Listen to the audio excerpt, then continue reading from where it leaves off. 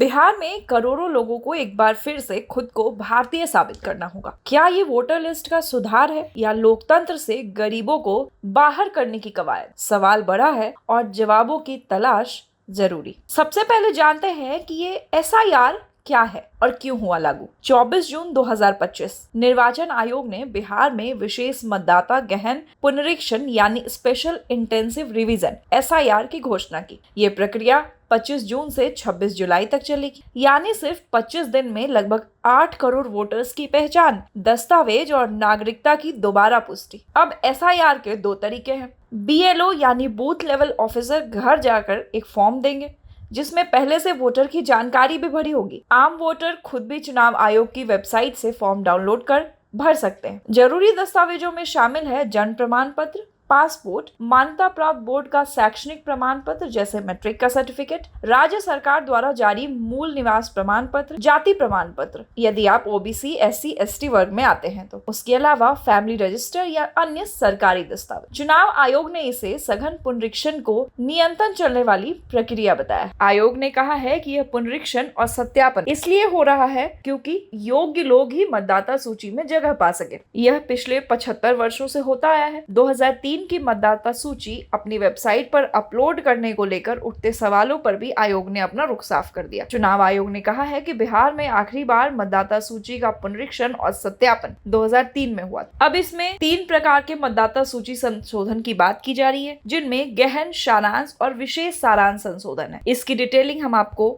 आपके स्क्रीन पर दिखा रहे हैं। गहन, सारांश और विशेष सारांश संशोधन में अलग अलग तरह की बातें। 4.9 करोड़ मतदाताओं को कोई दस्तावेज नहीं देना होगा, यह चुनाव आयोग ने कहा है। बिहार के करीब 4.96 करोड़ मतदाताओं को पुनरीक्षण और सत्यापन के दौरान कोई दस्तावेज नहीं देने होंगे। 2003 की जो मतदाता सूची आयोग की वेबसाइट पर अपलोड की गई है उनमें 4 करोड़ 96 लाख मतदाताओं के नाम है। चुनाव आयोग ने 1 जनवरी 2003 की क्वालिफिकेशन डेट वाले मतदाताओं को पुनरीक्षण और सत्यापन के समय कोई दस्तावेज नहीं देना है। इस संशोधन की बात करें तो इस बार को मिलाकर अब तक वोटर लिस्ट में लगभग 14 बार संशोधन किए जा चुके हैं।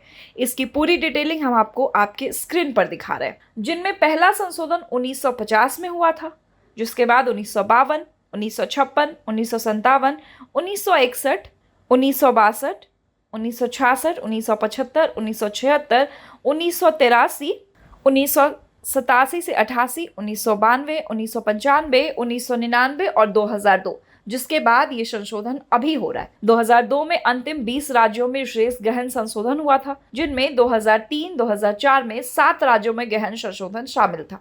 अब इस प्रक्रिया में आयोग क्या कह रहा है? चुनाव आयोग की तरफ से राहतें भी दी गई हैं। जिन लोगों का 2003 में एसआईआर हो चुका है उन्हें कोई दस्तावेज नहीं देने हैं, उनके बच्चों को भी नहीं जिनके माता पिता के नाम 2003 के लिस्ट में थे। यानी बिहार के कुल 7.89 करोड़ वोटर्स में से करीब 4.96 करोड़ वोटर्स के नाम पहले से ही 2003 की वोटर लिस्ट में दर्ज है। उन्हें बस फॉर्म भरकर अपनी जानकारी की पुष्टि करनी है। आयोग ने कहा कि बिहार की सभी 243 विधानसभा सीटों पर नए वोटर फॉर्म ईएफ की छपाई और घर घर वितरण का काम शुरू हो चुका है। ऑनलाइन फॉर्म भरने की सुविधा भी चालू है और इसका असर भी दिख रहा है। अगर कोई व्यक्ति बाहर गया है तो परिवार के हस्ताक्षर या अंगूठे से पुष्टि होगी। जिनके पास दस्तावेज नहीं है उनका मामला इलेक्टोरल रीजनल ऑफिसर यानी ईआरओ देखेगा। लेकिन क्या ये जमीनी स्तर पर मुमकिन है? अब हम बात करते हैं बिहार की जमीनी सच्चाई पर। 73% भूगोल बाढ़ प्रभावित। हर साल लाखों लोगों के दस्तावेज बह जाते हैं। 21% वोटर बिहार से बाहर पलायन कर चुके हैं,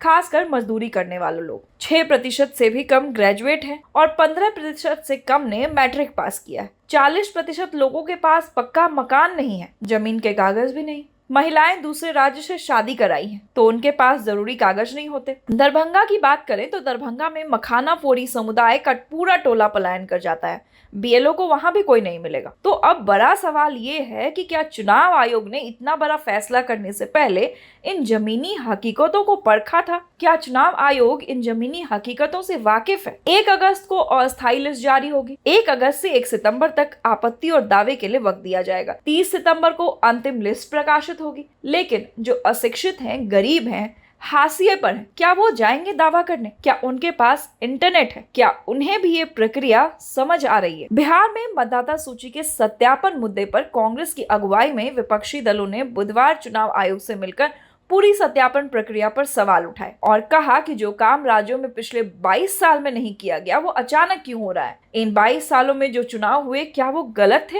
क्या यह गहन पुनरीक्षण वाकई जनप्रतिनिधि की गुणवत्ता बढ़ाने की कोशिश? क्या सरकार और चुनाव आयोग उन लोगों की आवाज सुन पाएंगे जिनके पास न कागज है न पहुंच? बिहार पूछ रहा है, क्या मेरा वोट अब मेरे पास रहेगा? नेता प्रतिपक्ष तेजस्वी यादव ने इस प्रक्रिया को लोकतंत्र पर हमला बताया। महादलितों के पास न जमीन है, न पढ़ाई, न दस्तावेज, वो अपना वोट कैसे बचाएं? तेजस्वी का आरोप है कि 1987 से पहले के कागजी सबूत मांगे जा रहे हैं ताकि दलित, पिछड़े, प्रवासी और गरीब वोटरों को वोटिंग अधिकार से वंचित किया जा सके। अब सवाल, क्या यह गहन पुनरीक्षण वाकई जनप्रतिनिधित्व की गुणवत्ता बढ़ाने की कोशिश है या वंचितों को लोकतंत्र से बाहर निकालने की योजना? क्या सरकार और चुनाव आयोग उन लोगों की आवाज सुन पाएंगे जिनके पास न कागज है न पहुंच? बिहार पूछ रहा है, क्या मेरा वोट अब मेरे पास रहेगा? बिहार के लोगों के इस सवाल का जवाब कौन देगा? चुनाव आयोग, सरकार या फिर वो कर्मचारी जो घर घर जाकर पेपर्स बांट रहे हैं और लोगों के बिहारी होने की सत्यापिता को जांच कर रहे हैं? बिहार की तमाम खबरों और अपडेट्स के लिए जुड़े रहें हमारे साथ, देखते रहें नवचेतना टाइम्स।